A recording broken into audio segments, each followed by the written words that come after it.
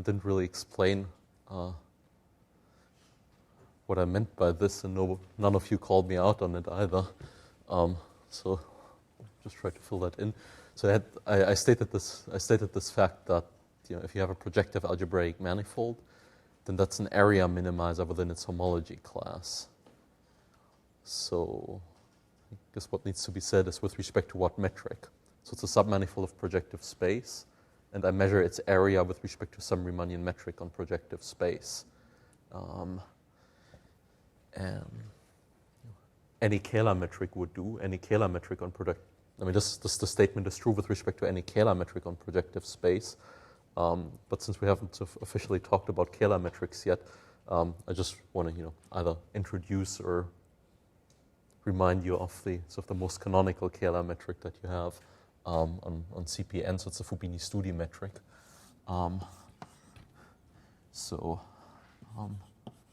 This is true with respect to any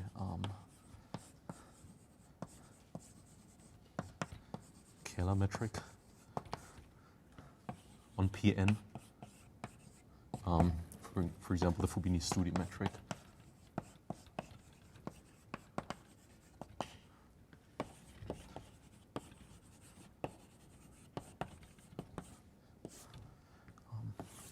So what is the Fubini-Studi metric? And the quickest way for Riemannian geometry to introduce the Fubini-Studi metric is to use this map that I was talking about last time, the Hopf map from the sphere to projective space.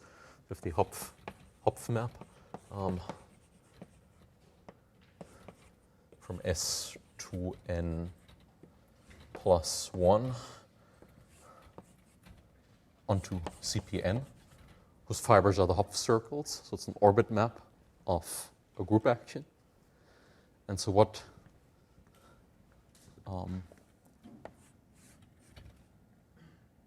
you do is you take the round metric. I mean, this is the unit sphere in Euclidean and complex Euclidean n plus 1 space. So you just take the round metric on that sphere,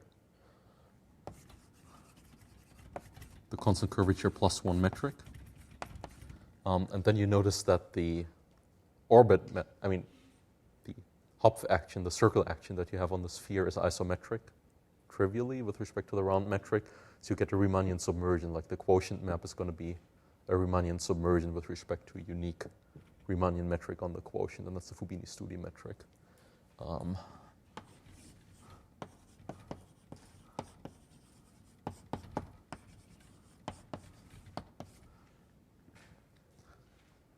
So it's clearly highly symmetric, so it inherits all the isometries of the sphere, basically, except for the one that I modded out by the circle action. So that's the most canonical Kähler metric on projector space, and with respect to that, the statement is true that projective varieties, projective manifolds are actually sort of not just minimal submanifolds, but actually area minimizers in their deformation class, achieve the minimum of the area.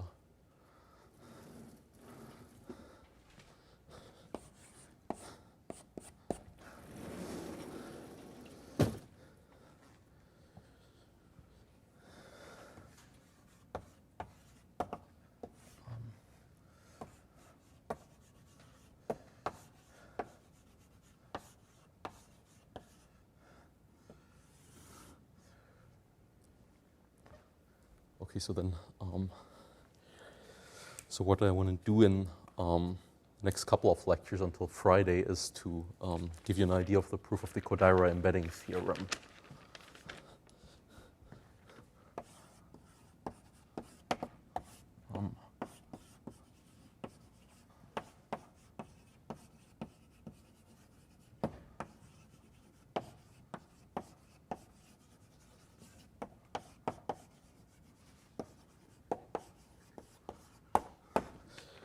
So that's so Kodaira embedding theorem tells you precisely which compact complex manifolds are projective, or in other words, algebraic. So it's saying that the statement is that a compact complex manifold is projective, or if you want, algebraic, if and only if it admits a holomorphic line bundle of positive curvature.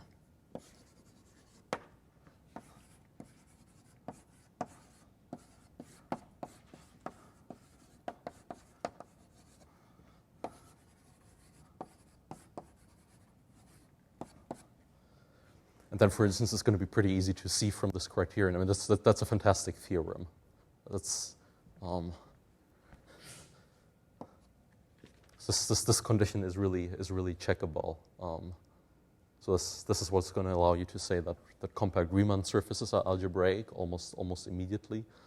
And so last time I mentioned that if you take a complex torus of dimension at least 2, like C2 mod lattice or Cn mod lattice for n at least 2, that's typically not going to be an algebraic manifold. It's a complex manifold, but not an algebraic manifold.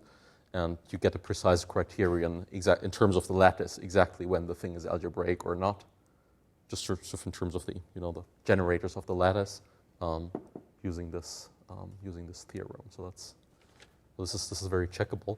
And today I'm going to explain what holomorphic line bundles are, and tomorrow I'm going to say what it means for a line bundle to be positive. So that's for today.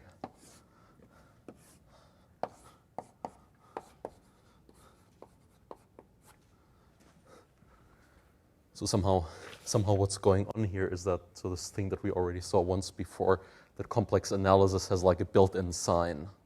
There's a notion of positivity in complex analysis. That shows up all over the place.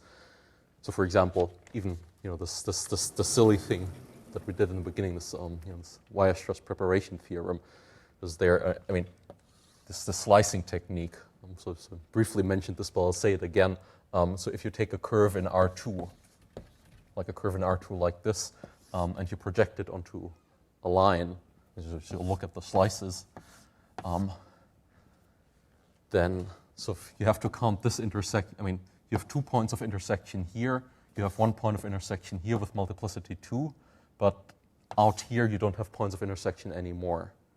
Why is that? It's because you can. So the 2 points of intersection can actually cancel out. So you have a local intersection number. It's determined by the relative orientations of the lines, of the curves. You get a +1 and a -1. So sort of topologically, in terms of degree, they cancel out. And that doesn't happen in complex if you look at complex submanifolds of complex Euclidean space, because all these spaces here. If I do a complex slicing by complex lines, then all these tangent spaces here are going to be complex subspaces of complex Euclidean space. So they have like a preferred orientation. They're even dimensional. So I've always get positive intersection multiplicities. So as I move the slice, these points of intersection can't go away. They can't cancel out. So this is sort of the preferred sign in complex analysis, and it's a long stretch, but that's the same plus sign that you see in the Kodaira embedding theorem. That's not a completely false statement.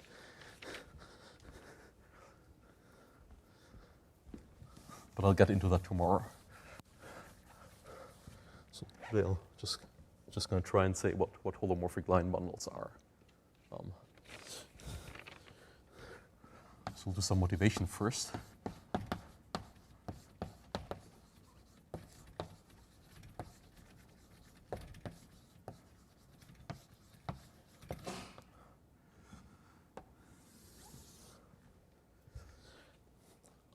Okay.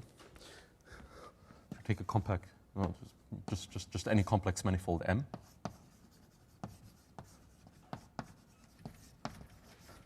So this is what we talked about yesterday, that these meromorphic functions on M. With this bizarre definition.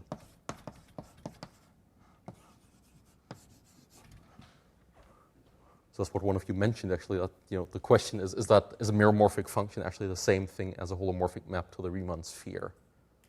So it's true for Riemann surfaces, but not in general because of these indeterminacy loci. So this is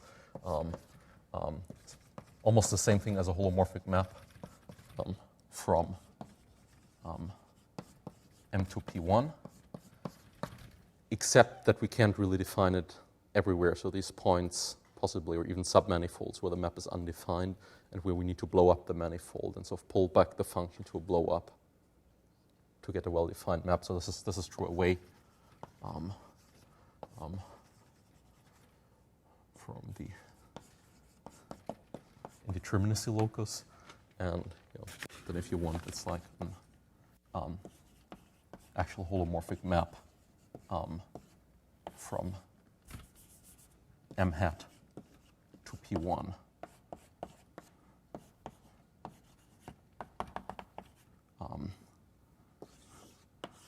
Where this is some sort of blow up.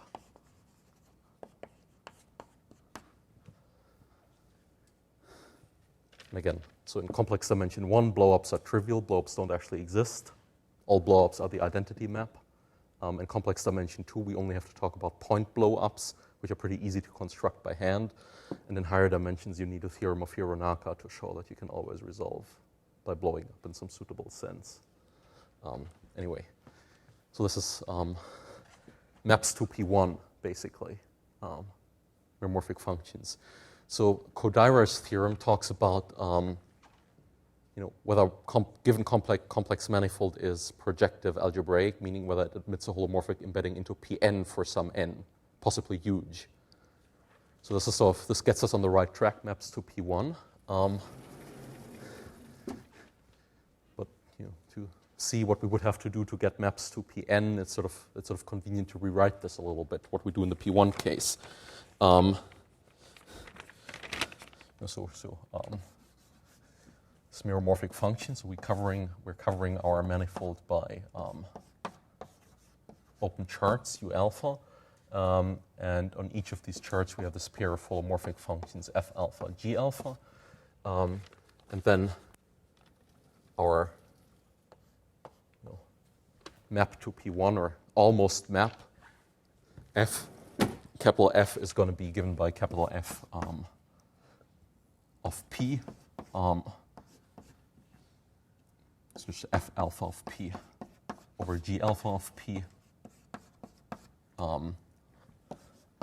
for all alpha, so that P actually lies in U alpha. Should just evaluate the meromorphic function, sort of assuming that both of these guys are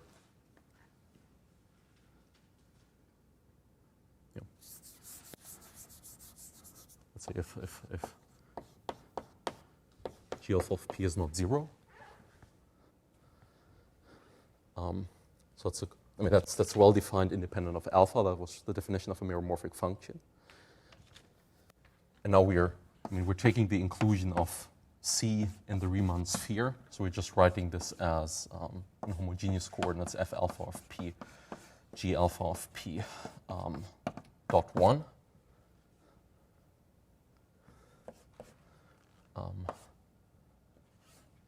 So then we have F alpha of P, G alpha of P.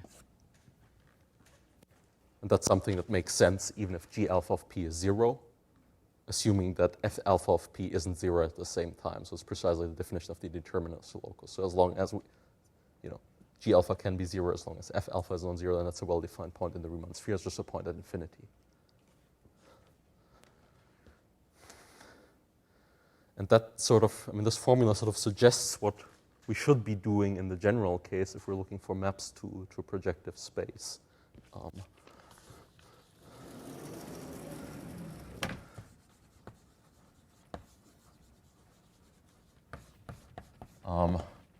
So to get a map to Pn, where n is God knows what, we would like to write down an expression like F alpha of P, G alpha of P, H alpha of P, so on. And the question is what sorts of objects are the F alphas and G alphas by themselves, especially if we want to have more than two of them. So if there's is there a way of making sense of these objects sort of by themselves without, having this meromorphic function float around? And this is also what points towards holomorphic line bundles. So there are going to be sections of holomorphic line bundles.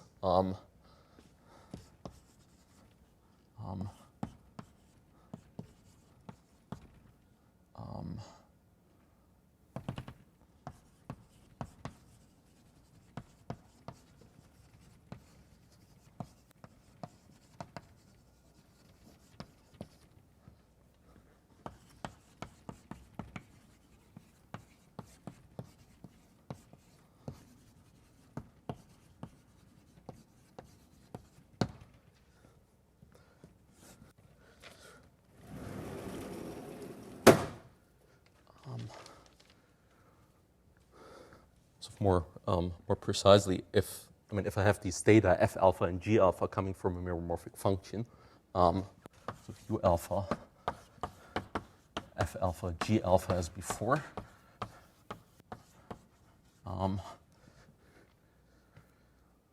So then first off, without loss of generality, I can assume, so that's sort of been implicit in what I've been saying anyway about these indeterminacy loci, that, you know,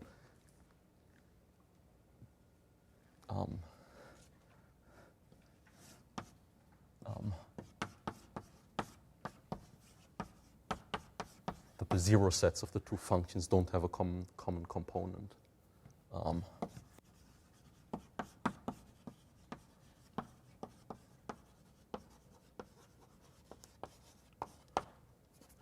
So that the picture is really like this, f alpha inverse of 0 here, g alpha inverse of 0 there.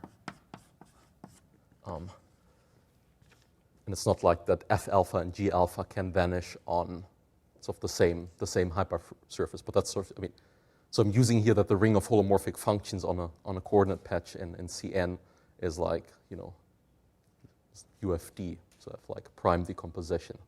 So I can cancel out common factors in the numerator and denominator. And sort of prime factors correspond to sort of irreducible analytic hypersurfaces. And if I multiply them together, then the vanishing locus is just going to be the union of those hypersurfaces where the prime factors vanish. So I can really assume that the picture is like this, that the two zero loci don't, they might intersect, but only along like something of higher codimension at least 2.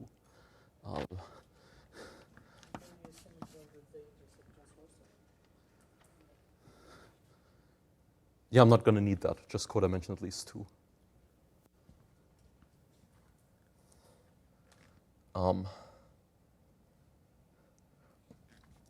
So what order do I want?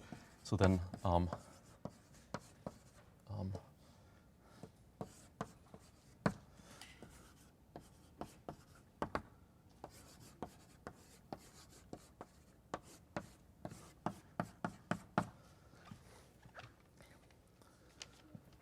then I'm claiming that, you know, the two functions are actually, if I take the ratio of f alpha and f beta, then that's going to be nowhere vanishing holomorphic function on the intersection of the two charts.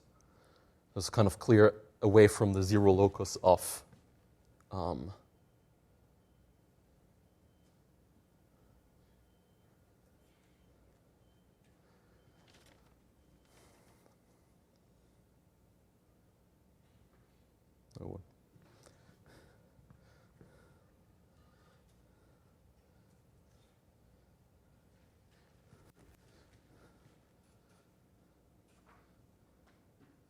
yeah, sorry. This is clear away from the zero locus of f alpha and f beta. Then I can just take the ratio. That's okay. But on the zero locus of these f's, this u alpha beta thing is just going to be the ratio of g alpha divided by g beta. So f vanishes along this hypersurface, but the two f's vanish to the same order, so I can actually take their ratio without any trouble, because these u alpha betas are just going to be the ratio of g alpha by g beta, and so as long as I stay away from the zero locus of the g's, then certainly the ratio is going to be okay. So I get, this ratio is well defined and non-zero away from this indeterminacy locus, and that has codimension at least 2. So if I have something holomorphic, then it's just gonna, it's gonna extend holomorphically into codimension 2, and it can't actually vanish because a vanishing locus would have to be something of codimension 1, sort of to stick out. But even without all of this nonsense, this sort of shows you the right structure to go for, the structure of a line bundle. Certainly, if you have a holomorphic line bundle, you get this kind of structure.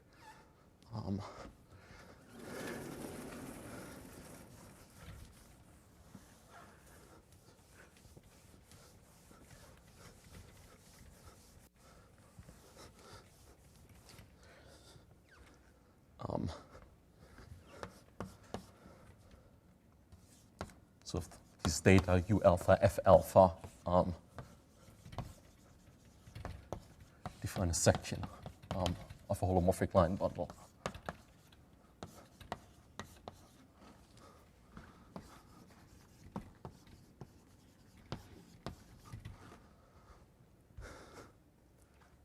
So what does, I mean, I'll just write down the definition of a holomorphic line bundle. So kind of assume that you know what the definition of a vector bundle is in general.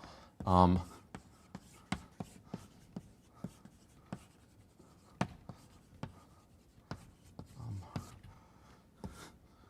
that's the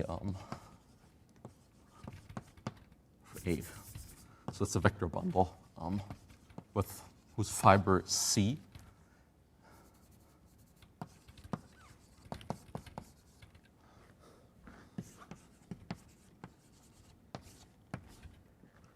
So vector bundle over your manifold with fiber C, and you know that vector bundles are made by taking local trivializations. I mean, locally a vector bundle is just a product of a chart and the fiber C in this case, and then on the overlaps of two charts, you want to prescribe a transition function that takes values in the general linear group of the fiber that you use to clutch together some of the local trivializations, and the transition functions are going to be precisely this, because C star is a general linear group of C. Okay, with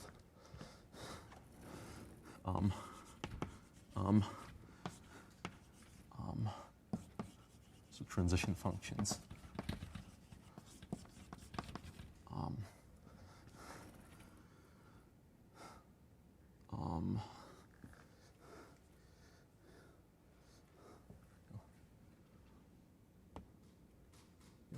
U alpha.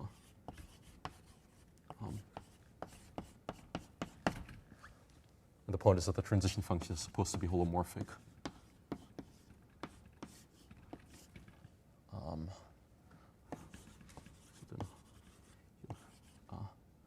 Gonna glue U alpha times C to U beta times C via this transition function U alpha beta.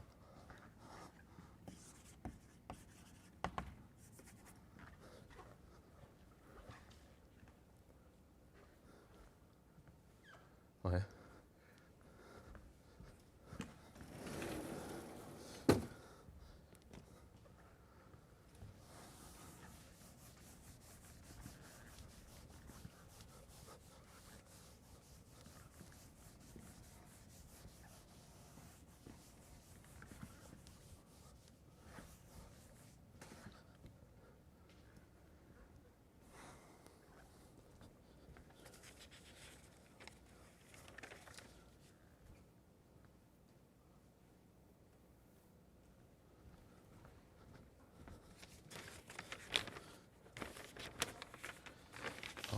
Okay, so I'm going to make one remark.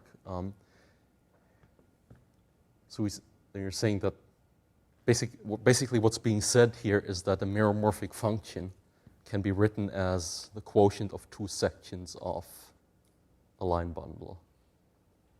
And that's a well-defined operation because, I mean, if I take a ratio of two sections of a holomorphic line bundle, then clearly if I take the transition functions to go to a different chart, then I'm multiplying the numerator and the denominator by the same non-vanishing holomorphic function U alpha beta, so the ratio is unchanged. So it's actually a well-defined operation to take ratio of two sections of a holomorphic line bundle.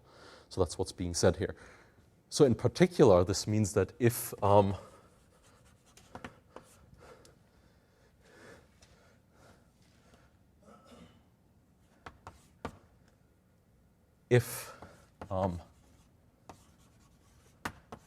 this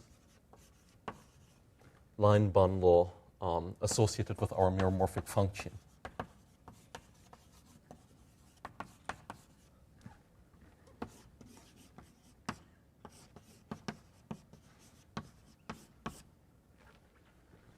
I'm not saying that any line bundle is associated with a meromorphic function in this way. That would be completely wrong. So there's many more line bundles, but sort of most interesting ones are.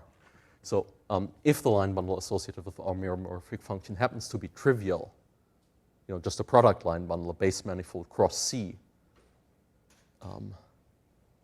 then this means that my meromorphic function is actually going to be a quotient of two globally defined holomorphic functions. So if the line bundle associated with the meromorphic function is trivial, so isomorphic or equivalent to M cross C as a holomorphic line bundle,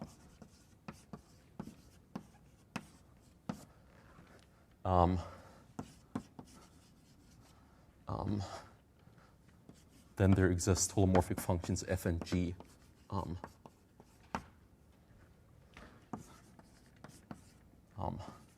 such that f alpha divided by g alpha is actually equal to f g restricted to u alpha.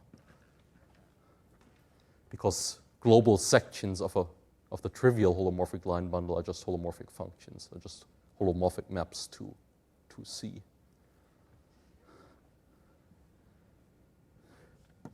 Because this is often the most naive definition of a meromorphic function that you could come up with, just a ratio of two holomorphic functions, of globally defined holomorphic functions.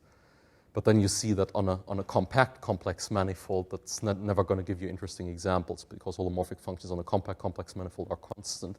But for example, it's true on Cn, and it's also true on Stein manifolds, on affine manifolds, for the simple reason that every holomorphic line bundle on a Stein manifold is trivial.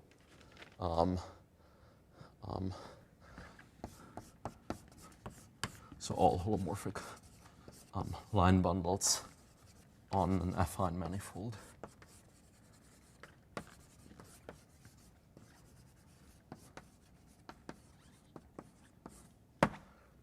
So if a meromorphic function on Cn in this sense, then you can actually always write it as a quotient of two globally defined holomorphic functions.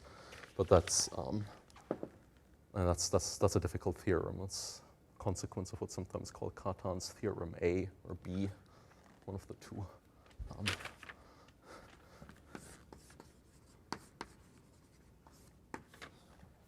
Okay.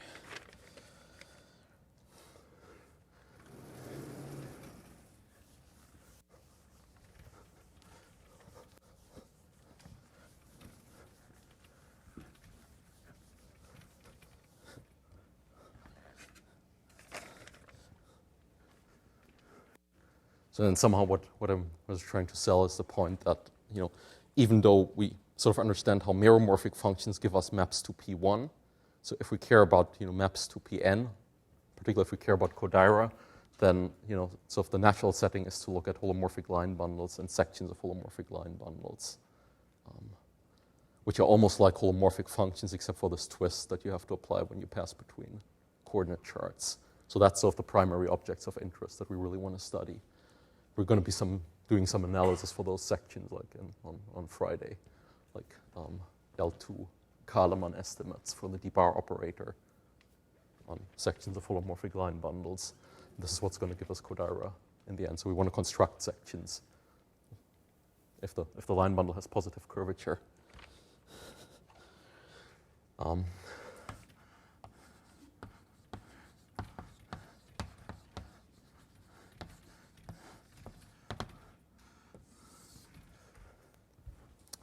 So the most basic examples are the line bundles O of k on projective space.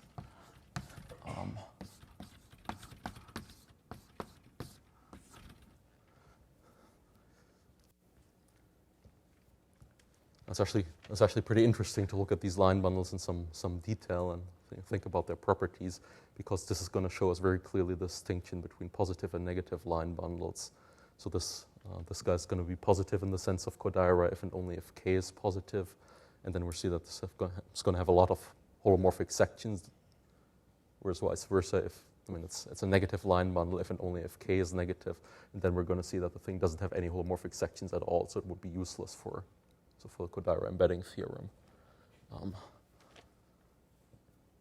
So like the O of k's on Pn already exhibit pretty much all the behavior that we're going to show is true in general for positive or negative line bundles. Okay, so what's the definition?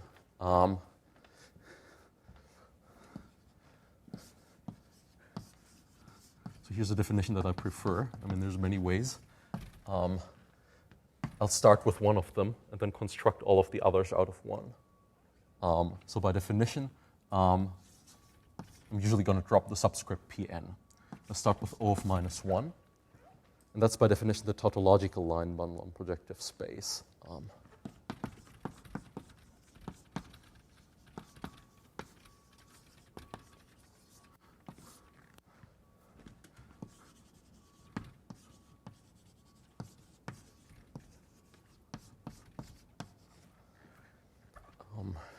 Okay, so what does it mean?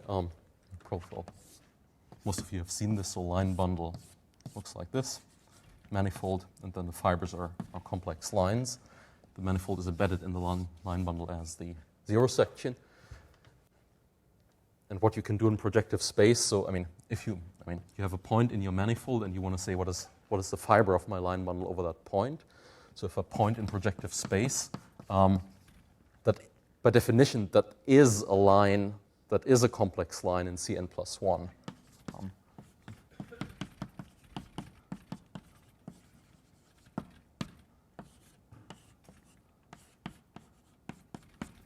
And then I just take that line to be the fiber of my line bundle over the point P. So that's a tautological line bundle O of minus 1.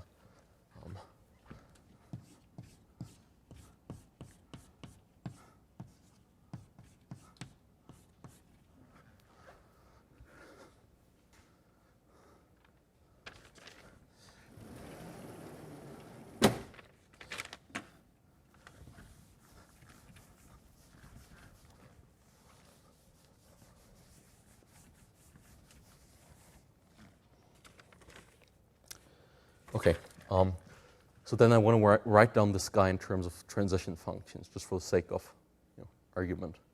So what does that look like concretely? So in terms of transition functions,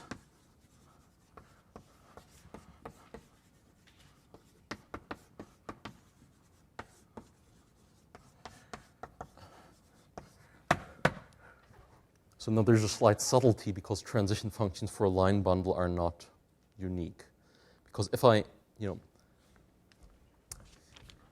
really take this definition to heart that the line bundle is gotten by taking these local chunks and gluing them together, then I don't just get a line bundle. I get a line bundle with a little bit of extra structure, because I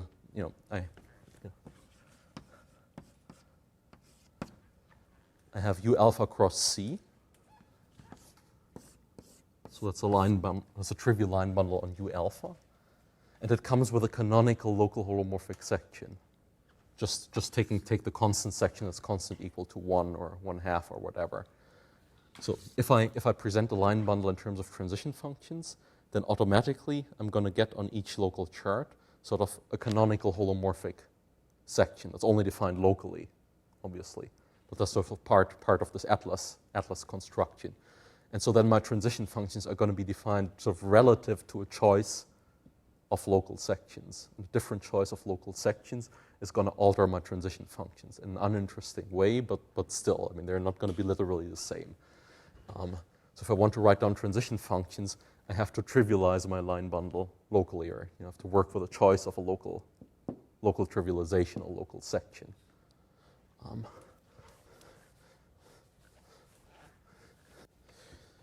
So what do I do? So what are the charts that I'm going to use? So I have these affine charts, where Zi is different from 0 in homogeneous coordinates. Now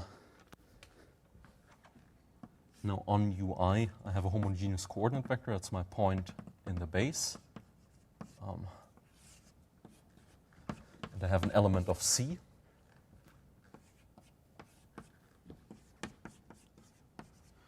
And I'm going to send this to a particular holomorphic section of my line bundle. My line bundle is a tautological line bundle. So the most obvious thing, of course not the only thing, but the most obvious thing I can do is just to map this to Z times the vector Z0, Ci. And then in the ith place I put a 1, and then I go on to Zn Zi.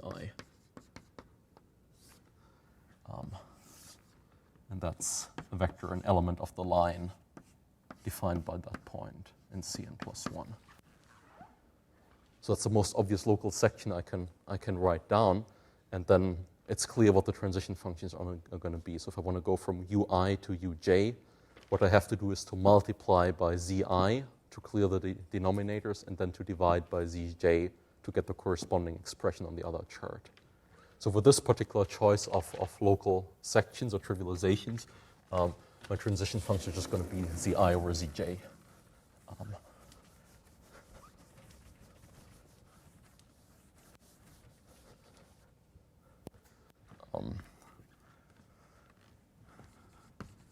With respect to this.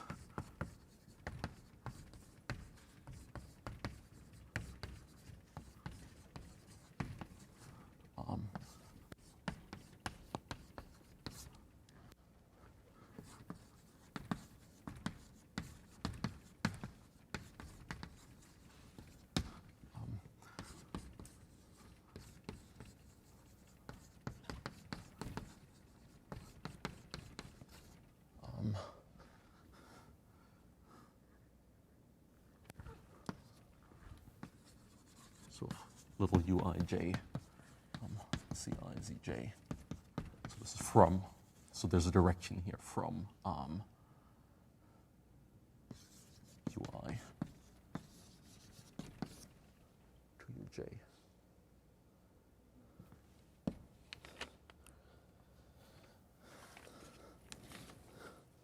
So then in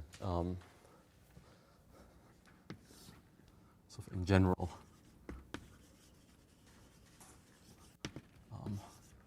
O of k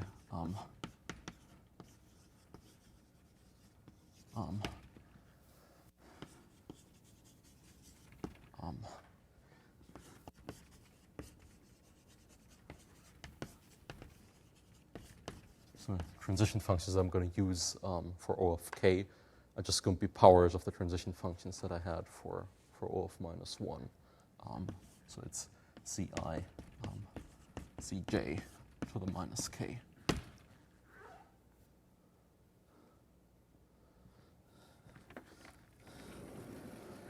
So notice that that's a construction that I can do for every line bundle. Given the transition functions, I can raise them to some power, positive or negative. So that's what you call taking tensor powers of the line bundle. I mean, it's exactly what corresponds to taking tensor powers of the line bundle.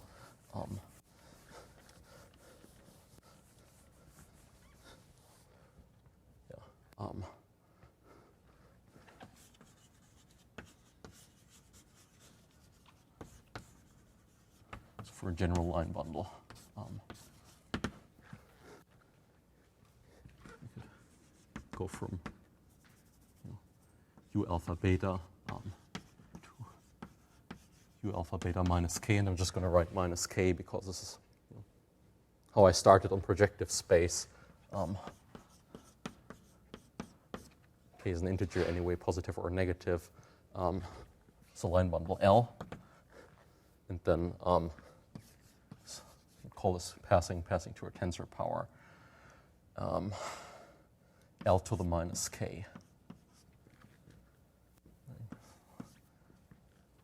There's a way of saying what tensor powers are without talking about transition functions. And so then this is just if k is positive, then this is just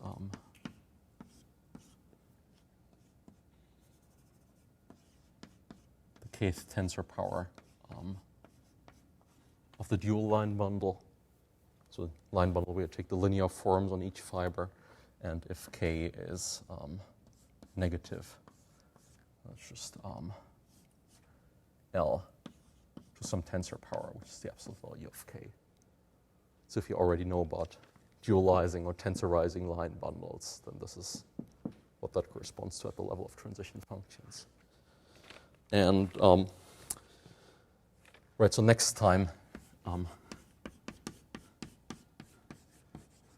we're actually going to see that these O of k's, I'm going to start with the most canonical line bundle, then on Pn, then I start tensorizing and dualizing. So I get this whole integer series of line bundles, where we're going to see that these are all the holomorphic line bundles on Pn up to equivalence.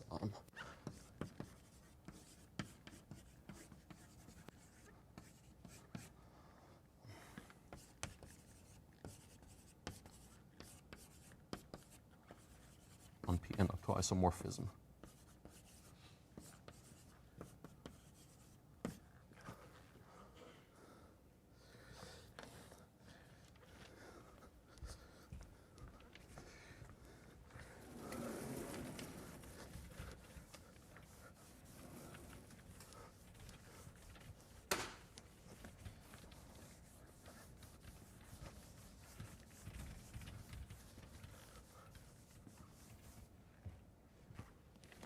So let me just write down one proposition. So again, the idea is complex analysis has a built-in sign. And so if the line bundles with k, the O of k with k positive are the good ones, meaning that they have lots of sections, and the ones with k negative don't have any sections at all. So let me just prove that. So it's like going to be like a self-proving proposition. So proof is very short. So what is a holomorphic section of O of k?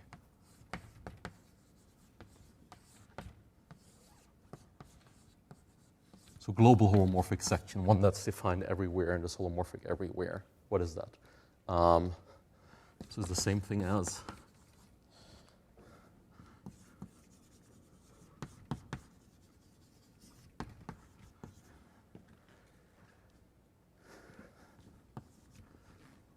a k-homogeneous holomorphic function on Cn plus 1.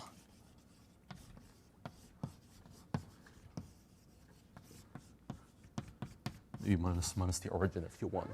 So it's a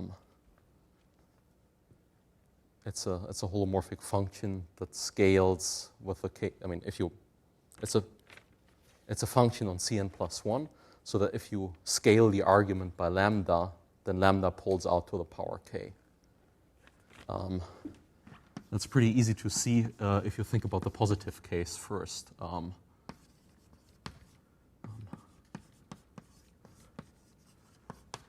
So for example, if you take k equal to 1, then by definition, that's O of 1 is the dual of O of minus 1. O of minus 1 is a tautological line bundle, so a fiber of O of minus 1 is just a line through the origin in Cn plus 1. Now, O of plus 1 is the dual of that, meaning at the points of the elements of the fiber of O of plus 1 are just linear forms on that fiber of O of minus 1. So an element of O of plus 1 is a linear form on a line through the origin in Cn plus 1. So it's one homogeneous. And you've got one for every line through the origin. And then, that gives you for every positive k that you get k homogeneous functions. And, for k less than 0, a statement is still true the way I wrote it here. You just have to think a little more, double dualize or something.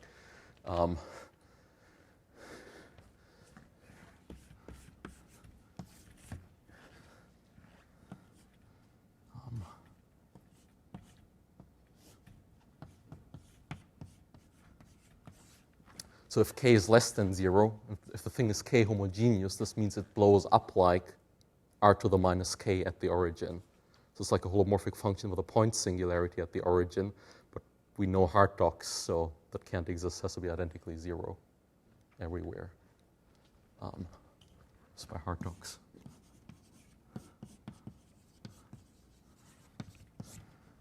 And similarly, we know that if we take k positive, then we have a holomorphic function that actually goes to 0 at the origin, so that's perfectly well allowed. But then Hartogs actually tells us that it extends holomorphically to the origin. So if I extend it by 0, I'm actually going to get a holomorphic function everywhere that grows at worst like distance to the k at infinity. And then Liouville, that works in n variables just the same way that it works in one variable, tells me that's actually going to be a homogeneous polynomial of degree exactly k, if that's the growth rate.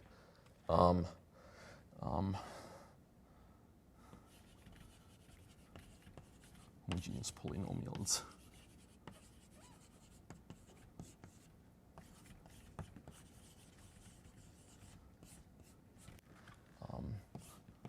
It's Hartogs and Liouville.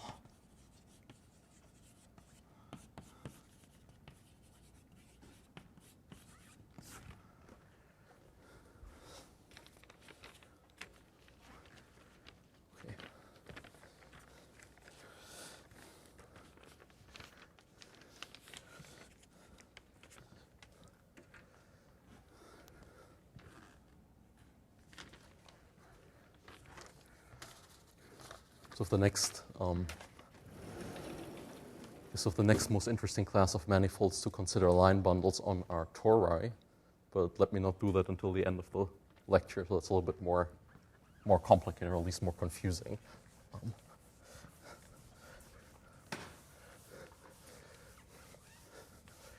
Just want to mention one more construction related to holomorphic line bundles that's sort of second nature to everybody who works in this field, and so strictly speaking, we're not going to need that. So it's kind of more like a cultural thing. It's probably good that way because it's a little bit confusing. So that's the construction that associates its line bundles with divisors.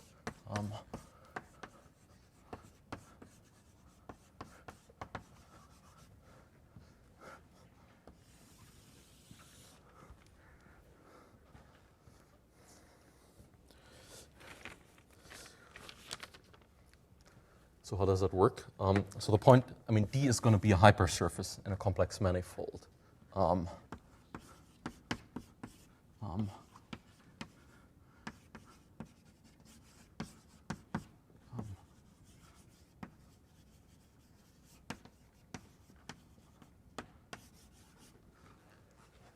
Possibly with singularity, so not just a submanifold, but something that could be singular. So depending on where you're coming from, this is, it's either a definition or a theorem to say that that's the same thing as saying that D is sort of locally cut out by one holomorphic function. But I'm not assuming that the differential of the holomorphic function is transverse or anything. So if locally the intersect U alpha is F alpha inverse of 0 for some holomorphic function on U alpha.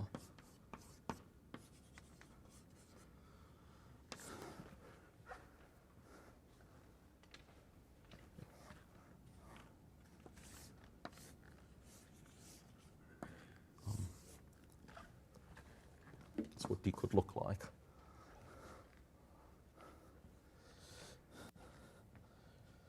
And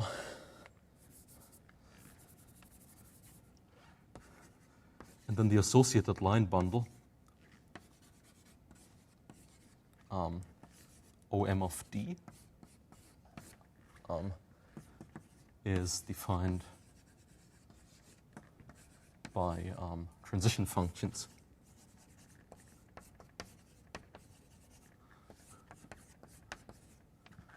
U alpha beta. So that's just going to be F beta divided by F alpha.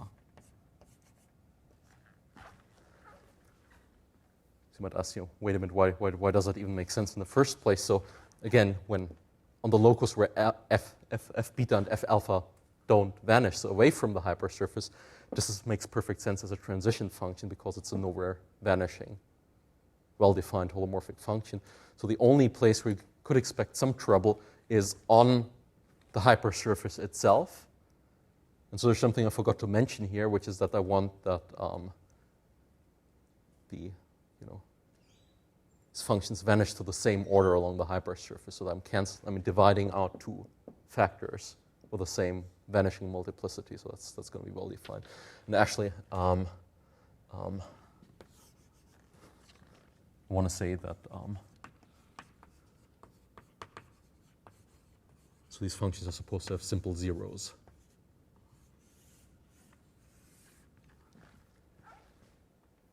So if they cut out the hypersurface transversely, except that it's sort of not quite transverse in the usual sense because I do allow the hypersurface to be singular, to cross itself in some way. So as long as the vanishing order of the F alpha and the F beta is the same along the hypersurface, I can still form these quotients, so the construction would still make sense. But that's like taking the case where the function vanishes to order 1 and then raising the transition functions to some power, basically. So it's like taking powers of the line bundle. So if the primitive case is when the multiplicity is, the vanishing order is 1, when they cut out the hypersurface transversely.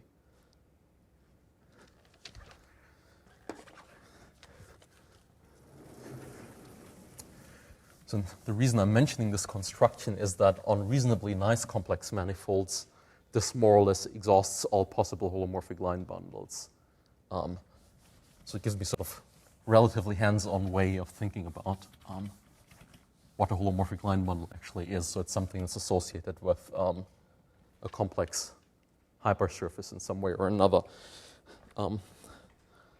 Just be slightly more precise. So there's a sort of kind of trivial proposition here is that these a holomorphic line bundle doesn't have to have a section. We just saw that for O of minus 1. These guys are always going to have sections. So if OM of D has a canonical section, so for global, whenever I say section, I mean a global holomorphic section. We call SD, I mean it's only canonical up to multiplication by a scalar, obviously.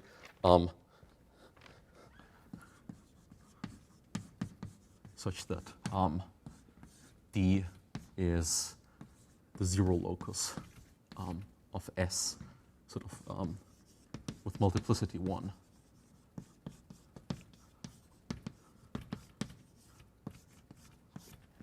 So picture, so I have this line bundle O M of D over my manifold M. It's O M of D. And here's the divisor D. That's the only way I can draw it as a codimension 1 thing. And this line bundle is going to have sort of a section that cuts out precisely this divisor and doesn't do anything else anywhere. So it's this sort of M and D. I'm claiming that there's a section of the line bundle that behaves like this. So it's going to be S. And divisor is here.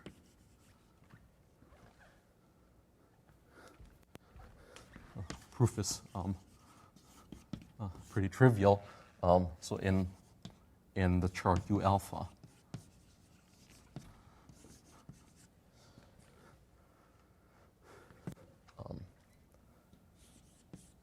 let S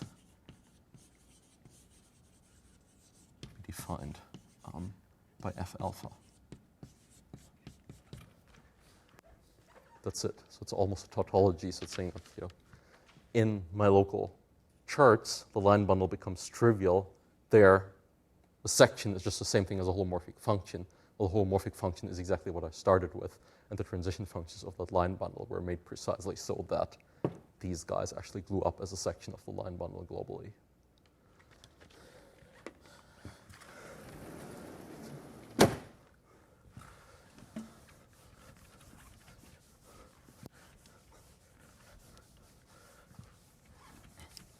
I guess I'll say a little bit more about the construction next time. In particular, I'll maybe write down the statement formally that I made before, that of reasonably nice manifolds, all holomorphic line bundles can be manufactured from hypersurfaces via this construction. For now, I just want to give 2 examples.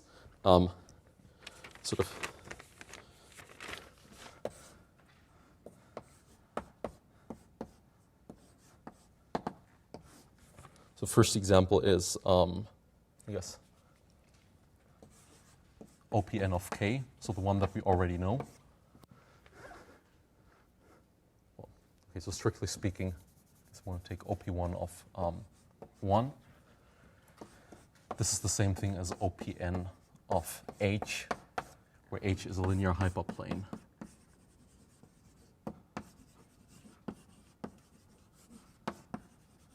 So it's a sort of a Pn minus 1 sitting inside Pn in a linear way. So coming from a linear subspace Cn sitting inside Cn plus 1. And that should be pretty clear because, before I computed for you what the holomorphic sections of O of 1 are, it's just linear homogeneous polynomials on Cn plus 1.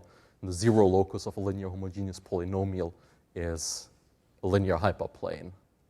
So the zeros locus is in Cn plus 1 is just a Cn. So if I pass to the projective space, then the zero locus is exactly going to be a linear projective subspace. So it's no miracle that, I take my line bundle here, take a holomorphic section, look at the zero locus of that section, that gives me a hypersurface H, so that's the D over there, and then the line bundle associated to that hypersurface via that construction is the original line bundle that I had. So people usually, it would be, so if you develop algebraic geometry further, then you completely conflate the line bundle and the hypersurface. You think of them as the same thing. That's usual. That's useful for many computations, for example. And the other example is Riemann surfaces.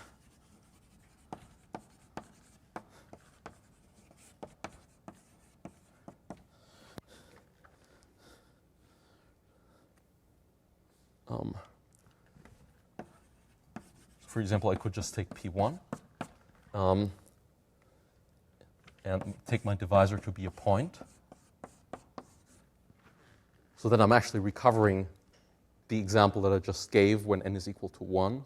But, let's not worry about that too much, that we already understand this example. So I could just take P1, take my divisor, my hypersurface to be a point in P1.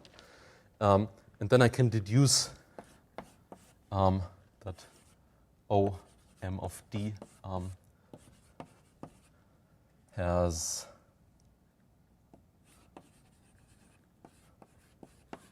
two sections.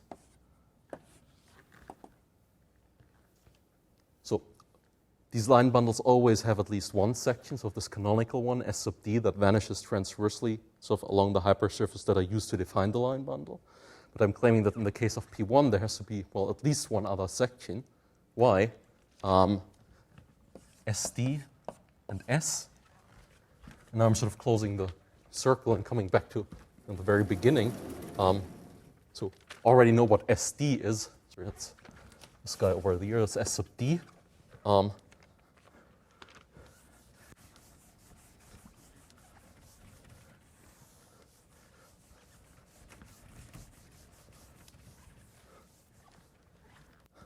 What's the other section?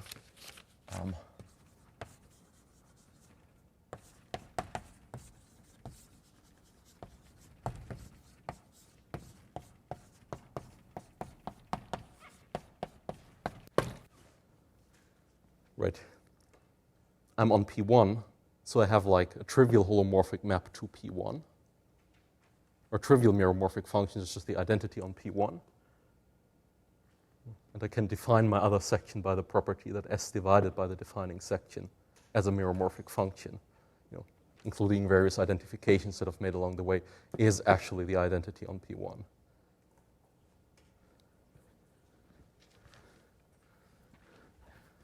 And so that's the sort of thing that wouldn't necessarily work on a Riemann surface in general, and it doesn't work on tori. So there's a homework problem that invites you to look at this. So their statement is if I take my hypersurface to be a single point, then I have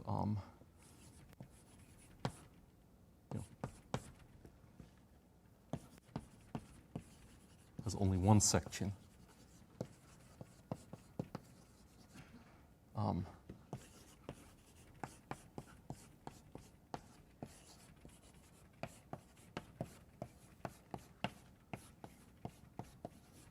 And if I take this construction with two different points, P and Q, I actually get two different line bundles. Whereas on P1, if I do that construct, it doesn't really matter what point I take.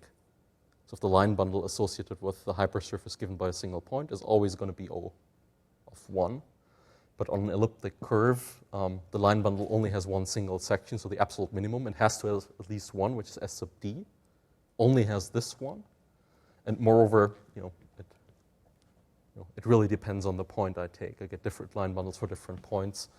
And the reason for both is if either of them were false, if I had more than one section here, If I actually had an isomorphism between these guys for different points P and Q, I could cook up a rational function that maps P to 0 and Q to infinity.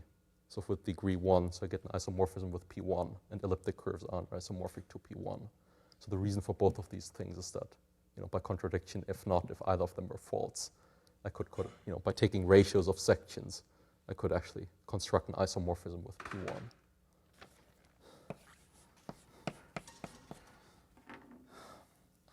Okay.